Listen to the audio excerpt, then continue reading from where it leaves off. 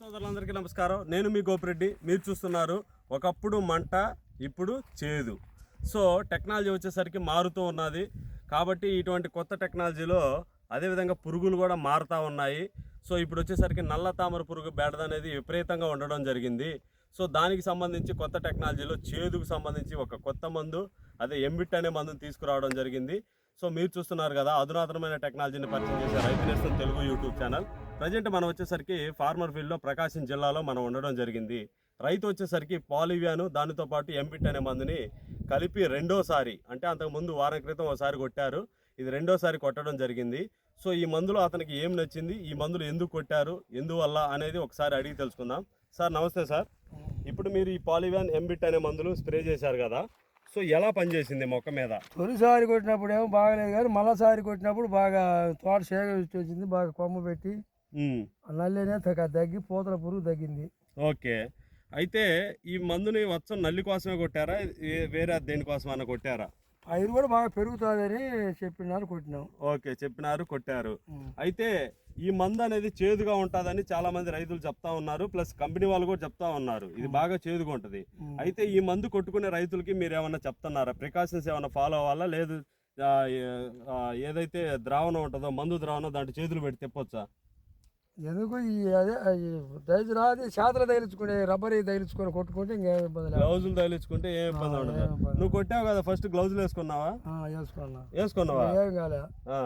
నిన్న వేసుకోకుండా ఒక్కరు చేదుకుంది. నిన్న ఎట్టుంది? నిన్న బాగా చేదుకుంది. చేదుకుంది కదా, కూడా తినలేని పరిస్థితి, తోటి తినాల్సి వచ్చింది. ఓకే, కాబట్టి చేదు ఎక్కువగా ఉంటది కాబట్టి ప్రతి ఒక్కరు గ్లౌజులు మాస్కులు ఖచ్చితంగా పెట్టుకోవాల్సిందే. పెట్టుకోకపోతే అన్నం తినాలంటే 2-3 రోజులు బాగా ఇబ్బంది అయింది. అదే విధంగా మీరు చూడండి ఒకసారి మొక్కలో ఈ పాలివియాన్ అనే మందు కొట్టడం వల్ల, ఇది పాలివియాన్ అనే మందు కొట్టడం వల్ల గనుపుల మధ్య దూరం చాలా తక్కువగా వస్తుంది. ఎక్కువగా దూరం వచ్చినప్పుడు కాప్ సెట్టింగ్ అనేది చాలా తక్కువగా ఉంటుంది. అదే విధంగా ఈ ఎంబిట్ ఈ చేదు మందు కొట్టడం వల్ల ఏంటంటే నీ చేలో చూడండి దోమ గాని, నల్లి గాని, తామర పురుగు గాని, అదే విధంగా పురుగు గాని ఒక 7 నుంచి 8 రోజుల పాటు ఆ చేదుదనానికి వాడలేదు. ఎప్పుడన్నా ఆకు కొరికి టేస్ట్ చేసావా? కొరికినా కూడా బోసేదుగా ఉంది కదా, కాయ కూడా కొరికినా బోసేదుగా ఉంటది. సో ఈ మందు అనేది అటువంటి కొత్త టెక్నాలజీతో పరిచయం చేశారు కాబట్టి, సో ప్రతి ఒక్క రైతు సోదరులు ఈ మందు వాడుకునే ముందు ప్రికాషన్స్ అనేది ఖచ్చితంగా పాటించాలి. దానితో పాటు ఈ మందు వాడే వాళ్ళు పాలివియాన్ అనే మందుని కలిపి కొట్టడం ద్వారా ఎవరైతే గ్రోత్ కావాలనుకుంటున్నారో గ్రోత్కు సంబంధించి, అదేవిధంగా ఏదైతే గనుపుల మధ్య దూరం ఉంటుందో ఆ దూరం అనేది బాగా తక్కువగా వస్తుంది. అప్పుడు అధికంగా పూతలు వచ్చి అధికంగా పిందెలు పడే అవకాశం కూడా ఎక్కువగా ఉంటుంది. ఎందుకంటే ఈ పాలివియాన్ అనే మందు ప్రోటీన్ హైడ్రోలైజేట్ అనే టెక్నికల్ అందులో పొందుపరుస్తారు. ఇది వచ్చేసరికి ఏదైతే మనం అనుకుంటామో బయోవిటా, ఇసాబియాను ఇటువంటి మందుల కన్నా అడ్వాన్స్ టెక్నాలజీలో ఈ మందును తయారు చేశారు. సో ఇది కూడా వచ్చేసరికి లీటర్ 3 ఎకరాలకి రావడం జరుగుతూ ఉన్నది. దానితో పాటు ఎంబిట్ వచ్చేసరికి లీటర్ 3 ఎకరాలకు వస్తుంది.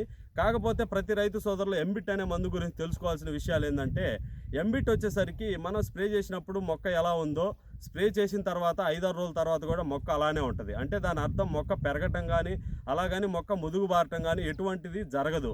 ఇది ఏం చేస్తుందంటే యాంటీ రిపెల్లెంట్ అనే ప్రక్రియ ద్వారా మొక్కలోకి వచ్చేసరికి చేదుదనాన్ని బాగా ఇంజెక్ట్ చేస్తుంది.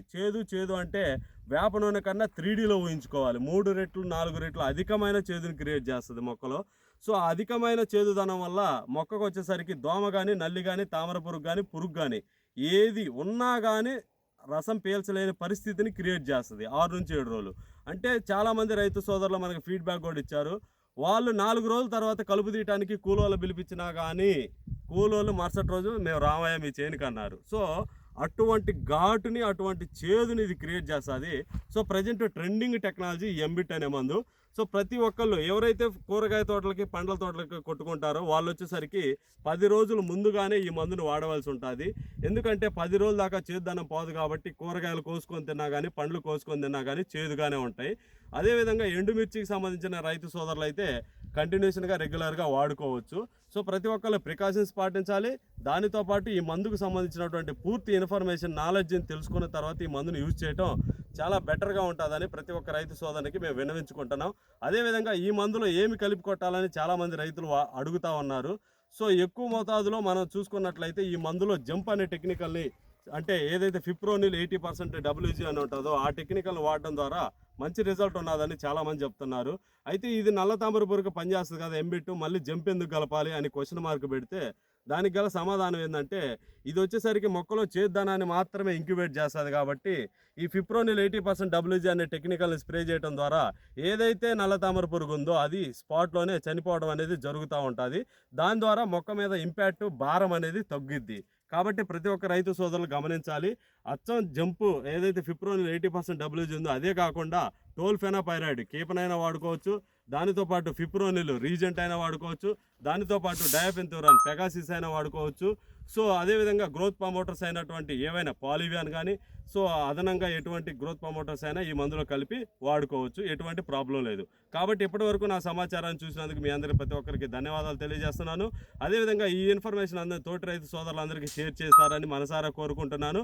దాంతోపాటు ప్రతి ఒక్కరు సబ్స్క్రైబ్ చేసి కింద ఉన్న గంట సింబల్ ప్రెస్ చేస్తారని కూడా మనసారా కోరుకుంటున్నాను. ప్రతి ఒక్కరికి ధన్యవాదములు.